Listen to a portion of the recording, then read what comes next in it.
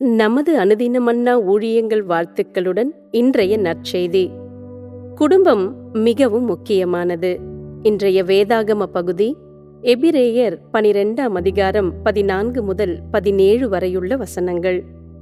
யாவரோடும் சமாதானமாயிருக்கவும் பரிசுத்தமுள்ளவர்களாயிருக்கவும் நாடுங்கள். பரிசுத்தம் இல்லாமல் ஒருவனும் கர்த்தரை தரிசிப்பதில்லையே.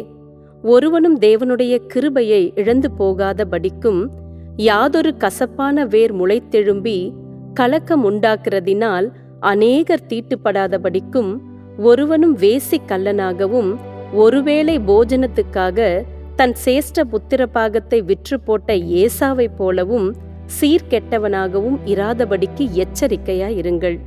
ஏனென்றால் பிற்பாடு அவன் ஆசீர்வாதத்தை சுதந்திரித்துக் கொள்ள விரும்பியும் ஆகாதவன் என்று தள்ளப்பட்டதை அறிவீர்கள். அவன் கண்ணீர் விட்டு கவலையோடு தேடியும் மனம் மாறுதலை காணாமற் போனான். குறிப்பு வசனம்: யாவரோடும் சமாதானமாயிருக்கவும் நாடுங்கள். பக்கவாதத்தில் பாதிக்கப்பட்டிருந்த எங்கள் 90 வயது பாட்டியை பார்ப்பதற்காய் வெவ்வேறு மாகாணங்களில் வசித்த நான் எனது அக்கா மற்றும் தம்பியுடன் சேர்ந்து விமானத்தின் மூலமாய் வந்தோம்.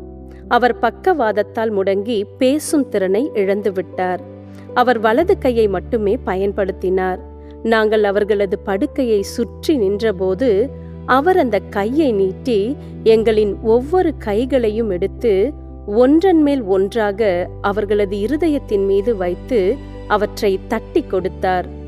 இந்த வார்த்தைகளற்ற செய்கையால் உடைக்கப்பட்டு பிரிந்திருக்கும் எங்களது உடன்பிறப்பு உறவை குறித்து அவர் எங்களோடு தொடர்பு கொண்டார். குடும்பம் மிகவும் முக்கியமானது. திருச்சபை என்னும் தேவனுடைய குடும்பத்தில் நாமும் உடைக்கப்பட்டவர்களாய் பிரிந்து நிற்கக்கூடும். கசப்பு நம்மை பிரித்திருக்கச் செய்யும். எபிரேயர் நிருபத்தின் ஆசிரியர் ஏசாவை அவனுடைய சகோதரனிடத்திலிருந்து பிரித்த கசப்பை குறித்து குறிப்பிடுகிறார். மேலும் சகோதர சகோதரிகளாகிய நாம் தேவனுடைய குடும்பத்தில் ஒருவரில் ஒருவர் ஐக்கியமாயிருப்பதற்கு நமக்கு சவால் விடுகிறார். யாவரோடும் சமாதானமாய் இருக்கவும் நாடுங்கள். தேவனுடைய குடும்பத்தில் அனைவரோடும் சமாதானமாய் வாழ்வதற்கு எவ்வளவு முடியுமோ அந்த அளவிற்கு பிரயாசப்படுவோம் என்று வலியுறுத்துகிறார். அத்தகைய ஒவ்வொரு முயற்சியும் ஒவ்வொருவரையும் ஊக்கப்படுத்துகிறது, அவ்வாறு வாழ்வதற்கு தூண்டுகிறது. குடும்பம் மிகவும் முக்கியமானது. அவற்றில் நமது பூமிக்குரிய குடும்பங்கள் மற்றும் தேவனுடைய விசுவாச குடும்பங்களும் இணைந்ததே.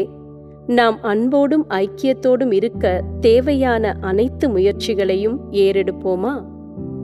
தேவனுடைய குடும்பத்தில் அனைவரோடும் சமாதானமாக வாழ எல்லா முயற்சிகளையும் எடுப்பது என்றால் என்ன? நீங்கள் இன்னும் ஒப்புரவாக வேண்டிய நபர் யாரேனும் இருக்கிறார்களா? அன்பான தேவனே, என்னை உம்மிடமாய் இழுத்ததற்கு நன்றி. உம்முடைய குடும்பத்தில் உள்ள அனைவருடனும் சமாதானமாக வாழ எல்லா முயற்சிகளையும் செய்ய எனக்கு உதவி செய்யும்.